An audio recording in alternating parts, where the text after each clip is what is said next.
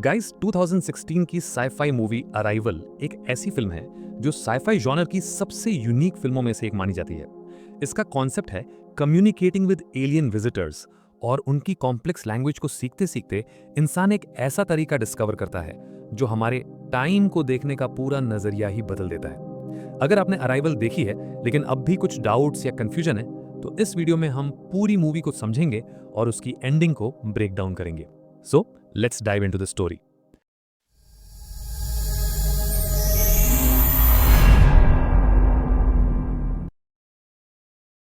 Movie की शुरुआत होती है एक इमोशनल वॉइस ओवर से।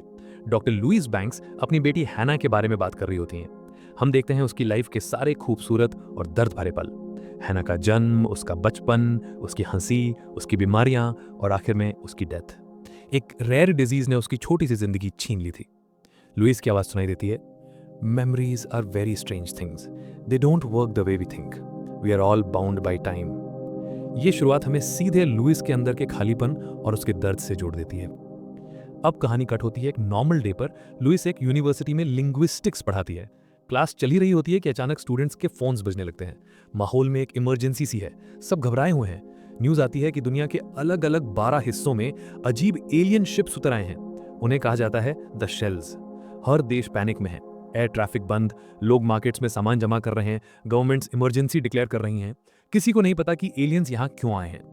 लुईस घर लौटती है और लगातार न्यूज देखती रहती है। चारों तरफ डर और अफरा तफरी मची हुई है। अगले दिन लुईस अपने ऑफिस में बैठी हुई न्यूज चैनल्स देख रही होती है। हर जगह सिर्फ एक ही बात चल रही है, देयर हियर। थोड़ी देर बाद कर्नल वेबर उसके ऑफिस में आता है। वो लुईस से मिलने आया है। वेबर बताता है कि यूएस आर्मी को उसके लैंग्वेज स्किल्स की जरूरत है। वो एक ऑडियो रिकॉर्डिंग सुनवाता है जिसमें एलियंस की अजीब सी आवाजें हैं। लेकिन लुईस साफ कहती है, language doesn't work like that. अगर तुम्हें सच में समझना है तो मुझे वहां पर्सनली होना पड़ेगा। वेबर पहले मना करता है लेकिन बाद में लुईस को टीम में शामिल कर लेता है। हम देखते हैं रात के समय लुईस अपने घर में होती है। तभी बाहर से हेलीकॉप्टर की आवाज आती है। वो दरवाजा खोलती है और देखती है कर्नल वेबर खुद आया है। वो कहता है, डॉक्टर बैंक्स अपना स्टफ पैक कर लो, you are coming with us. Louise जल्दी से सामान उठाती है, हेलीकॉप्टर में चढ़ती है और उसे मोंटाना के एक रिमोट एरिया में ले जाया जाता है। अब इंट्रोड्यूस होता है इयन डॉनली, एक थियोरेटिकल फिजिसिस्ट। दोनों को हेलीकॉप्टर से मोंटाना ले जाया जाता है जहां एक शेल जमीन से कुछ फीट ऊपर तैर रहा है। पूरा मिलिट्री बेस वहां सेट है, टेंट, स्कैनर्स, आर्मर्ड व्हीकल्स, हर तरफ सोल्जर्स। उन्हें मेडिकल क्लियरेंस, डीकंटामिनेशन और सेफ्टी सूट दिए जाते हैं। लुईस थोड़ा नर्वस है, उसे नहीं पता आगे क्या होने वाला है, जबकि इयन क्यूरियोसिटी से भरा हुआ है, एक्साइटेड है एलियंस को देखने के लिए। बेस में उनका स्वागत किया जाता है और बताया जाता है कि शेल हर 18 घंटे में नीचे उतरता है ताकि लोग अंदर जा सकें और फिर वापस ऊपर चला जाता है। पहली बार जब लुईस और इयन अंदर जाने वाले होते हैं, पूरी टीम एक सीजर लिफ्ट से शेल तक पहुंचती है। जैसे ही वो अंदर कदम हटते हैं, ग्रेविटी बदल जाती है। नीचे की डायरेक्शन अब ऊपर लगती है। हर चीज का ओरिएंटेशन अजीब सा लगता है। वो एक लॉन्ग डार्क टनल से होकर जाते हैं और एक ह्यूज मिस्ट भरे रूम में पहुंचते हैं। सामने एक ट्रांसपेरेंट वॉल होती है और उसके पीछे 2 हेप्टापॉड्स यानी 7 टेंटिकल्स वाले एलियन बीइंग्स खड़े होते हैं।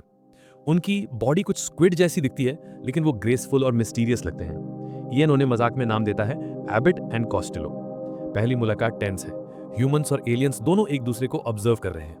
लुईस को लगता है कि बैरियर्स हटाने होंगे तो वो हिम्मत करके अपना हैजमैट सूट उतार देती है। ये उसका बोल्ड कदम है। वो दिखाना चाहती है कि ह्यूमंस हार्म नहीं करना चाहते।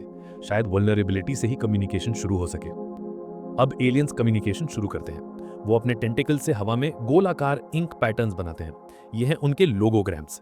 हर सर्कल में कॉम्प्लेक्स कर्व्स होते हैं और हर सिंबल एक पूरा आइडिया या कॉन्सेप्ट रिप्रेजेंट करता है, जैसे sentences in a single shape. Louise भी कोशिश करती है कम्युनिकेट करने की। वो व्हाइट बोर्ड पर ह्यूमन लिखती है, फिर खुद की ओर इशारा करके कहती है लुईस।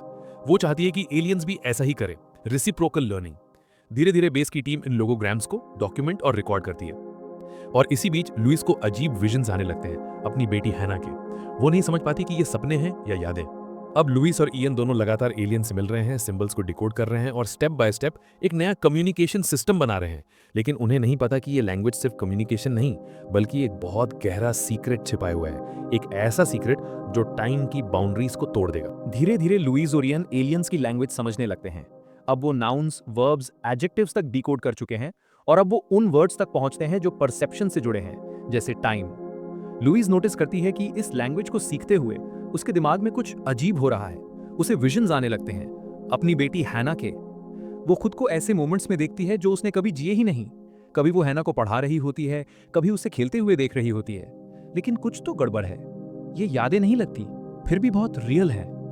उधर पूरी दुनिया में रिसर्च टीम्स अलग अलग लोकेशंस पर एलियन से बात करने की कोशिश कर रही हैं। डेटा शेयर किया जा रहा है, लेकिन हर देश की इंटरप्रिटेशन थोड़ी अलग है। अब अमेरिकन टीम एक बहुत बड़ा सवाल पूछती है, what is your purpose here? Aliens जवाब देते हैं एक नया लोगोग्राम भेजकर, जो ट्रांसलेट किया जाता है ऑफर वेपन। बस यहीं से सब कुछ बदल जाता है। लुइस कहती है, may be they don't mean weapon, शायद उनका मतलब टूल या मीन्स से हो सकता है। लेकिन बाकी लोग डर जाते हैं। दुनिया में पैनिक फैल जाता है। मीडिया इसे यूज वेपन मान लेती है। चाइना और रशिया इस मैसेज को थ्रेट समझते हैं, कम्युनिकेशन बंद कर देते हैं, बाकी देशों से डेटा शेयरिंग रोक देते हैं। हर जगह डिस्ट्रस्ट बढ़ने लगता है। गवर्नमेंट्स मानने लगती हैं कि एलियंस शायद देशों को आपस में लड़वाना चाहते हैं। लुइस और इयन कंफ्यूज्ड हैं। उन्हें लगता है एलियंस की इंटेंशन पीसफुल है, लेकिन अब सब जगह मिलिट्री प्रेशर है। फिर एक शॉकिंग ट्विस्ट आता है। बेस के कुछ रोग सोल्जर्स, जो न्यूज और सोशल मीडिया की फियर ड्रिवन बातों से इन्फ्लुएंस्ड हुए थे, सीक्रेटली एक बॉम्ब लगाते हैं एलियन शिप के ऑब्जर्वेशन चेंबर में। किसी को पता नहीं चलता। अगले सेशन में लुइस और इयन फिर से एलियन से मिलने के लिए शिप के अंदर जाते हैं। उन्हें नहीं पता कि वहां एक टिकिंग बॉम्ब है। वो एलियंस के सामने खड़े होते हैं और एलियंस फिर एक कॉम्प्लेक्स ह्यूज लोगोग्राम बनाते हैं, एक ऐसा सिंबल जो बाकी सबसे बहुत बड़ा और इंट्रिकेट है। लुइस और इयन उसे समझने की कोशिश कर ही रहे होते हैं कि शिप के अंदर टाइमर चलता हुआ दिखाई देता है। लेकिन तभी कुछ एक्स्ट्रा ऑर्डिनरी होता है। एलियंस जैसे सब समझ जाते हैं। वो बैरियर के पार से एक इनविजिबल एनर्जी वॉल बनाते हैं और लुइस और इयन को ब्लास्ट से पहले बाहर फेंक देते हैं। एक्सप्लोजन होती है। तेज ब्लास्ट से पूरा बेस हिल जाता है। शेल के अंदर का हिस्सा डैमेज हो जाता है। लुइस और इयन बेस पर बेहोश पाए जाते हैं। जब उन्हें होश आता है तो न्यूज मिलती है, शिप अब पहले से कहीं ऊपर उठ चुका है, इन एक्सेसिबल जोन में। मिलिट्री तुरंत इवैक्यूएशन का ऑर्डर देती है। डर है कि एलियंस रिटेलिएट कर सकते हैं। लुइस समझ जाती है, एलियंस ने उनकी जान बचाई थी, ना कि हमला। अब दुनिया और भी ज्यादा डिवाइडेड हो चुकी है। जनरल शैंग चाइना बाकी देशों को अल्टीमेटम देता है, अगर शेल्स नहीं हटे तो वो एक्शन लेगा। रशिया, पाकिस्तान, सूडान भी वैसा ही करते हैं। पूरा प्लेनेट एक ग्लोबल वॉर के एज पर पहुंच चुका है। इयन एक डिस्कवरी करता है। जो लोगोग्राम उन्होंने एक्सप्लोजन से पहले देखा था, वो एक्चुअली एक पार्ट था। वो बताता है, this message it's 1/12 of something bigger. यानी एलियंस ने जानबूझकर अपना मैसेज 12 हिस्सों में बांटा था, ताकि हर देश को कोऑपरेट करना पड़े, ना कि लड़ाई करे। लुइस को एहसास होता है कि एलियंस चाहते हैं कि ह्यूमैनिटी मिलकर काम करे, ना कि लड़ाई। लेकिन बाहर की दुनिया में हालात बहुत बिगड़ चुके हैं। जनरल शेंग ने चाइना में अपने सोल्जर्स को ऑर्डर्स दे दिए हैं, वो एलियंस पर अटैक करने वाला है। बाकी कंट्रीज ने भी वेपन्स रेडी कर लिए हैं। सिर्फ कुछ घंटे बचे हैं ग्लोबल वॉर शुरू होने में। हम देखते हैं कि लुइस अकेली बेस से बाहर निकलती है और धीरे धीरे एलियन शिप की तरफ बढ़ती है। चलते चलते उसे एक अजीब सा विजन आता है, जैसे कोई पॉड ऊपर से उतर रहा हो। कुछ पल बाद सच में एक छोटा ट्रांसपोर्ट पॉड शिप के नीचे से डिटैच होकर नीचे आने लगता है। लुइस बिना झिझक उसके पास जाती है। पॉड अपने आप खुलता है और वो अंदर चली जाती है।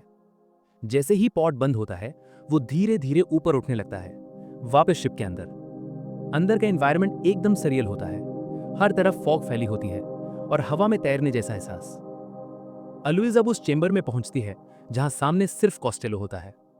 कॉस्टेलो अपने टेंटिकल्स से लोगोग्राम्स बनाता है। कॉस्टेलो बताता है कि एबेड अब डेथ प्रोसेस में है, यानी ब्लास्ट में घायल होकर मर रहा है। फिर वो समझाता है कि उनका दिया गया वेपन असल में कोई हथियार नहीं, बल्कि एक लैंग्वेज है। वो लैंग्वेज इंसान के दिमाग को इस तरह बदल देती है कि वो टाइम को वैसे परसीव करने लगता है जैसे वो करते हैं, एक साथ पास्ट, प्रेजेंट और फ्यूचर, सब कुछ एक फ्लो में। लुइस इस कम्युनिकेशन के दौरान कई विजन्स देखती है। अपनी बेटी हैना के साथ बिताए पल, उसकी हंसी, उसका बचपन और उसकी इलनेस। अब उसे एहसास होता है ये यादें नहीं बल्कि फ्यूचर की झलकियां हैं। कॉस्टेलो आखिरी बार कहता है कि उन्होंने ये लैंग्वेज इसलिए दी है ताकि 3000 साल बाद जब उन्हें ह्यूमंस की जरूरत पड़े, तब ह्यूमैनिटी रेडी हो। लुइस कुछ नहीं कहती, बस शांत होकर सब समझ जाती है। पॉड फिर से नीचे लौटता है और लुइस धीरे से बाहर आती है। अब उसके चेहरे पर एक अजीब सी शांति है, जैसे उसे समझ आ गया हो कि टाइम कोई सीधी लाइन नहीं बल्कि एक पूरा लूप है। अब लुइस को एक विजन दिखता है, एक इवेंट जो फ्यूचर में होने वाला है। वो खुद को एक पीस समिट में देखती है जहां जनरल शैंग उसके पास आके कह रहा होता है, you changed everything for us, you called me, you told me my wife's dying words. Louise future में उसे सुनती है और प्रेजेंट में समझ जाती है कि उसे अभी वही करना है। शैंग को कांटेक्ट करना होगा और उसकी वाइफ के डाइंग वर्ड्स दोहराने होंगे। यही वो घटना है जो फ्यूचर में उसे पीस सिंबल बनाएगी। बेस पर अब केओस है, इवैक्यूएशन चल रही है, कम्युनिकेशन बंद है। लुइस किसी तरह एक सिक्योर फोन लाइन से जनरल शैंग का पर्सनल नंबर निकाल लेती है। सब उसे रोकते हैं, लेकिन वो जानती है कि अब यही एक रास्ता है। वो शैंग को कॉल करती है और उसके कानों में धीरे से वही वर्ड्स कहती है जो उसे फ्यूचर में याद है। In war there are no winners, only widows. Shang की आंखें भर आती हैं। वो समझ जाता है कि लुइस सच बोल रही है। वो तुरंत अपनी आर्मी को पीछे हटने के आदेश देता है और उसी पल दुनिया बच जाती है। एक पोटेंशियल ग्लोबल वॉर रुक जाता है सिर्फ एक सेंटेंस की वजह से। अब पूरे वर्ल्ड में टेंशन कम हो जाती है। देशों के बीच कम्युनिकेशन वापस शुरू होती है। साइंटिस्ट डेटा शेयर करते हैं और आखिरकार पता चलता है कि एलियंस का मैसेज 12 हिस्सों में बांटा गया था। जब सब डेटा मिलाया गया तो एक बड़ा पैटर्न बनता है। The heptapod language itself is the weapon. यानी वेपन का मतलब डिस्ट्रक्शन नहीं था, बल्कि अ गिफ्ट जो इंसानों को टाइम को डिफरेंटली परसीव करने की शक्ति देता है। फिर एक खूबसूरत दृश्य आता है। सारी 12 एलियन शेल्स धीरे धीरे आसमान में ऊपर उठती हैं और एक एक करके वैनिश हो जाती हैं, जैसे वो कभी आई ही नहीं थी। लुइस आसमान की तरफ देखती है, शांति, सन्नाटा और एक गहरा एहसास। अब कहानी का इमोशनल और फिलोसॉफिकल हिस्सा शुरू होता है। लुइस को एहसास होता है उसकी मेमोरीज जो वो पूरी फिल्म में देख रही थी, वो पास्ट नहीं थी, फ्यूचर थी। वो सीन्स जहां वो अपनी बेटी हैना के साथ थी, एक्चुअली आने वाले सालों की झलकियां थी। अब वो खुद को इयान के साथ देखती है। दोनों के बीच प्यार शुरू हो रहा है। वो जानती है कि इयान ही हैना का पिता बनेगा, लेकिन वो ये भी जानती है कि एक दिन हैना मर जाएगी और इयान उसे छोड़ देगा, क्योंकि वो ये बात छुपा नहीं पाएगी। फिर भी लुइस फैसला करती है कि वो इस फ्यूचर को एक्सेप्ट करेगी, क्योंकि अगर उसे पूरा लाइफ का रास्ता दिख भी जाए, वो इसे फिर भी जीना चुनेगी। लुइस सॉफ्टली कहती है, if you could see your whole life from start to finish, would you change anything? उसकी आंखों में आंसू है, लेकिन एक शांति भी है। वो जानती है कि जिंदगी सिर्फ खुशियों या दुखों का नाम नहीं, बल्कि हर पल को महसूस करने का नाम है, चाहे वो कितना भी दर्द भरा क्यों ना हो। अराइवल सिर्फ एलियन कॉन्टैक्ट की कहानी नहीं है, ये कहानी है लैंग्वेज, टाइम और ह्यूमैनिटी की अंडरस्टैंडिंग की। लुइस हमें सिखाती है कि कम्युनिकेशन सिर्फ वर्ड से नहीं, बल्कि अंडरस्टैंडिंग से होती है। और जब हम सच में किसी को समझ लेते हैं, तो डर की जगह कनेक्शन आ जाता है। हेप्टापॉड्स ने इंसानों को लैंग्वेज दी, लेकिन असल गिफ्ट था परसेप्शन। और उसी परसेप्शन ने लुइस को दिखाया कि जिंदगी की खूबसूरती उसकी अनसर्टेनिटी में ही है। जैसे उसने कहा था, memory is a strange thing, और अब हम समझ चुके हैं, हाँ, टाइम भी वैसा ही है। तो गाइज, ये थी अराइवल मूवी की पूरी स्टोरी। अगर आपको ये एक्सप्लेनेशन पसंद आई हो तो वीडियो को लाइक जरूर करना और कमेंट करके बताना मूवी का कौन सा पार्ट आपको सबसे इंटरेस्टिंग लगा। ऐसे ही और अमेजिंग साईफाई मूवीज के एक्सप्लेनेशंस और ब्रेकडाउन्स के लिए चैनल को सब्सक्राइब कर लो। मिलते हैं नेक्स्ट वीडियो में। Till then keep watching and keep wondering.